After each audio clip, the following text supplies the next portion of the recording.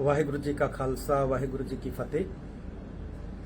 अज मेरी पीरी दे मालक साहिब श्री गुरु हरगोबिंद साहिब सच्चे पातशाह जी का गुरियाई पर्व है और इस महान गुरियाई पर्व दियां समूह गुरु नानक नाम लेवा सिख संगतां नूं समुचे गुरु खालसा पंथ नूं बहुत बहुत बहुत बहुत बधाई।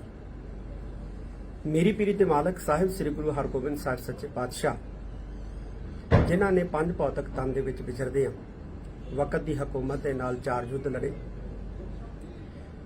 और चारों दे विच ही फतेह प्राप्त की। पूरे हिंदुस्तान दे अंदर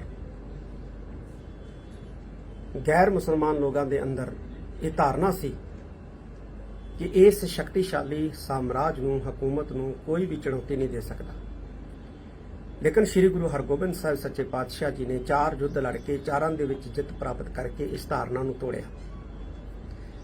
श्री अकाल तख्त साहब की सिरजना की। श्री अकाल तख्त साहब की सिरजना के नाल नाल सिख संगतां नूं उपदेश सिक्ख्या दित्ती कि हुण वक्त आ गया है कि हर सिख जिथे बाणी पढ़ के बलवान होवे उत्थे शस्त्रधारी जरूर होवे। घोड़सवारी शस्त्र विद्या ये जिहड़े गुण है, ये जिहड़ियां कलावां ने, ये हर सिख जिहड़ा है वो जरूर सीखे। गुरु हरगोबिंद साहिब सच्चे पातशाह का ये उपदेश अज भी कारगर है। अज भी जरूरत है साडे खास तौर पर सिख नौजवान बच्चे बच्चियां नूं कि गुरु हरगोबिंद साहिब सच्चे पातशाह के आदेशों की ये पालना करदे आ शस्त्रधारी होइए। गतकेबाजी, तलवारबाजी, निशानेबाजी ये जिहड़ियां कलावां ने इन्हां दे विच सुसिੱਖਿਅਤ होइए और हर सिख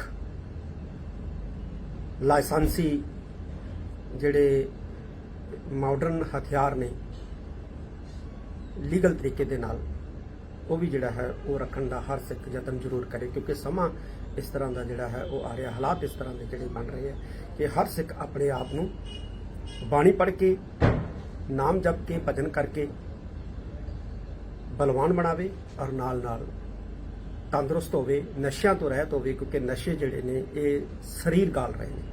नशे साडे परिवारां नूं बर्बाद कर रहे हैं, नशे साडे घरां नूं बर्बाद कर रहे हैं, नशे साडी ज़मीर मार रहे हैं, नशे साडी मत मार रहे हैं। असीं इन्हां नशियां तो खड़ा छड़ाइए ते नशियां तो खड़ा छड्डण दा इक्को ही तरीका है कि असीं बाणे वाले पासे आइए, बाणे दे धारनी बणीए, सतसंगत करिए।